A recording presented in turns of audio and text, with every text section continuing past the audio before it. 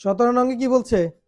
কোন নির্দিষ্ট সময়ের মুনাফা আসল 5,600 টাকা এবং মুনাফা আসলের 5/2 মুনাফা বার্ষিক শতকরা 8 টাকা হলে আসল ও সময় নির্ণয় করো। কি নির্ণয় করতে বলছে? আসল ও সময়। এখন দেখেন দুইভাবে করা যায়, এটাকে অনুপাতে নিয়েও করতে পারেন, যেহেতু বলছে মুনাফা আসলের 5/2 আসলের 5/2 মানে হচ্ছে আসলের অনুপাত 5 আর মুনাফার অনুপাত কত? 2। এভাবে অনুপাত দিয়েও করা যাবে, যেহেতু মুনাফা আসল একসাথে দেওয়া আছে। আর আরেকভাবে করতে পারি, দেখেন মুনাফা আসলের 5/2 মানে আসল যা হবে সেটাকে 5 ভাগ করে 2 ভাগ করলে যেটা হবে সেটা হচ্ছে মুনাফা, ঠিক না? এখন আমরা কি আসলটা জানি? জানি না, তাহলে আমরা সেক্ষেত্রে লিখতে পারি কি, মনে করি আসল কোন একটা চলক ধরতে পারি। তাহলে আসলে এখানে কত ধরবো? মনে করি আসল পি সমান কত টাকা? ক টাকা ধরা যায়। ক ধরতে পারো, এক্স ওয়াই জেড যে কোনোটাই ধরতে পারো, কেমন? তাহলে মুনাফা আসল কত হবে? সরি, মুনাফা কত হবে বলেন? মুনাফা কি বলছে এখানে? মুনাফা হচ্ছে আসলের 5/2। তাহলে আসল কত? ক। ক এর 5/2 তাহলে এটাকে এর মানে গুণ না? তাহলে আমরা এখানে কি লিখতে পারি?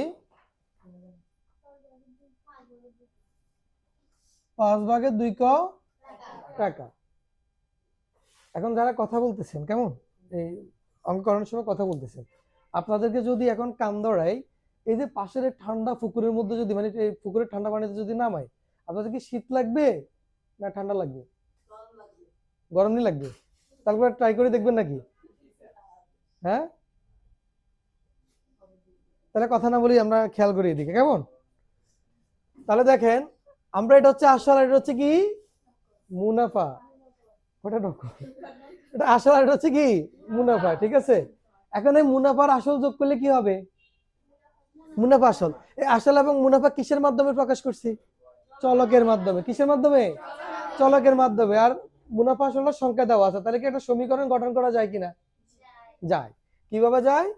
এই যে আসল, এখানে কি লিখবে? প্রশ্ন মতে লিখি, কেমন?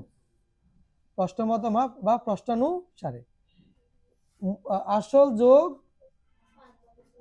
মুনাফা সমান কি মুনাফা আসল। আর মুনাফা আসল প্রশ্নে কত বলছে রে ভাই? 5,600 টাকা। কত বলছে? 5,600। এখন আমরা এখানে কি করব? এই যে পূর্ণ সংখ্যা আর এটা হচ্ছে একটা ভগ্নাংশ, ঠিক না? আমরা এখানে লসাগু করব। 5 আর এখানে 1 আছে, লসাগু কত? 5। হর দিভাগ লব দ্বিগুণ করলে এখানে হবে 5 ক, আর এখানে হচ্ছে 5 এর সাথে 5 ভাগ দিলে 1, 1 এর সাথে 2 ক গুণ দিলে কি হবে? 2 ক। এতটুকু কে কে বুঝেন নাই? এই যোগটা বুঝছেন তো সবাই? লসাগু করে হর দ্বারা ভাগ লব দ্বারা গুণ। না বুঝলে বলেন, আবার বুঝে দিব। আর বুঝে দিব? ঠিক আছে, দেখুন এটা তো হচ্ছে আসল আর এটা হচ্ছে মুনাফা, এতটুকু তো বুঝছেন নাকি? এবার দেখেন, এই আসলের সাথে যদি মুনাফা যোগ করে তাহলে কি হয়? আচ্ছা, মুনাফা আসল কষ্ট কত দেওয়া আছে? 5,600। তার মানে এই আসলের এই মুনাফা যোগ করলে সেটার মান হবে কত? 5,600। সেই জন্য আমরা লিখলাম ক যোগ 5/2 ক সমান 5,600। এতটুকু তো বুঝছেন? এখন এটা একটা সমীকরণ হয়ে গেছে। এখন এখানে আমরা ভগ্নাংশ এগুলো কি করব? যোগ করব। একের কয়ের নিচে মনে মনে কত আছে? 1। আমি যদি লিখি যে এখানে, এই যে দেখুন, কয়ের নিচে মনে মনে আছে কত? 1। এখন আমরা 1 আর 5 এর লসাগু কত? 5। এরপরে কাজ হচ্ছে কি, হর দ্বারা ভাগ লব দ্বারা গুণ। এই 5 দ্বারা যদি আমরা 1 এর যদি ভাগ দিই তাহলে কত হবে? 5। 5 এর লগে ক গুণ করলে 5 ক। কথাটা বুঝছি নি? 5 সংখ্যাটিকে যদি আমরা 1 দ্বারা ভাগ দিই তাহলে কত হবে? 5। 5 এর সাথে ক গুণ করলে 5 ক। এখানে যোগ চিহ্ন আছে, দিলাম। আবার 5 এর সাথে 5 মানে 5 দ্বারা 5 কে যদি ভাগ দিই, ভাগ করলে কত হইব? 1। 1 এর লগে 2 কে গুণ করলে কি হবে? সবাই বুঝছেন কিনা এটা? এরপর আমরা কি লিখতে পারি এখানে? 5,600। এখন দেখেন বাম পাশে যে রাশিটা আছে পুরো রাশিটার সাথে 5 ভাগ না? তাহলে এটাকে যদি ডান পাশে নিয়ে যায় কি হবে? পক্ষান্তর করলে এটা তার বিপরীতটা হবে, তাহলে হবে গুণ। আচ্ছা দেখেন, এখানে 5 আছে ভাগ, এটাকে এই পাশে নিলে গুণ হইতো না? না, 5 এটা এখানে একটা পদের সাথে ভাগ, পুরো রাশির সাথে কি ভাগ? বাম পক্ষে পুরো রাশির সাথে ভাগ না, মাত্র একটা পদের সাথে, তাহলে এটাকে পক্ষান্তর করা যাবে না। অনেকে এই ভুলটা করে শুধুমাত্র। এখন দেখেন পুরোটা রাশির সাথে ভাগ না, এখন আমি নিতে পারবো, কিন্তু এখান থেকে 5 পক্ষান্তর করা যাবে না। বুঝতে পারছেন? এই ভুলটা করবেন করবে না। অনেকে চিন্তা করবেন যে স্যার যে কি কঠিন করে করা নিয়ে নাই, আমরা এই 5 এটা আগে নিয়ে গেলে তো হয়, ভগ্নাংশ আর যোগ বিয়োগ লাগে না, ঠিক না? না, সেটা করা যাবে না আসলে, বুঝছেন? এখন 5 এটা এখানে কি ভাগ, এই পাশে গেলে কি হবে? যেহেতু 5টা আমরা নিয়ে যাব, 5 আর লিখবো না, তাহলে উপরে 5 ক আর 2 ক যোগ করলে কত হয়? 7 ক। 5 এখানে ভাগ, এখানে আসলে কি হবে? দেখেন এই যে 7 এটা কি এখানে গুণ, এ পাশে গেলে কি হবে? 7 এখানে গুণ, এখানে গেলে হবে ভাগ। 7 আটা কত? 56, 800, 5 আটা 40, তাহলে এখানে কত হয়? 5 আটা কত? 40, 40-এর সাথে আরো শূন্য দুটো বসা দাও, তাহলে কত হয়? 4000 টাকা।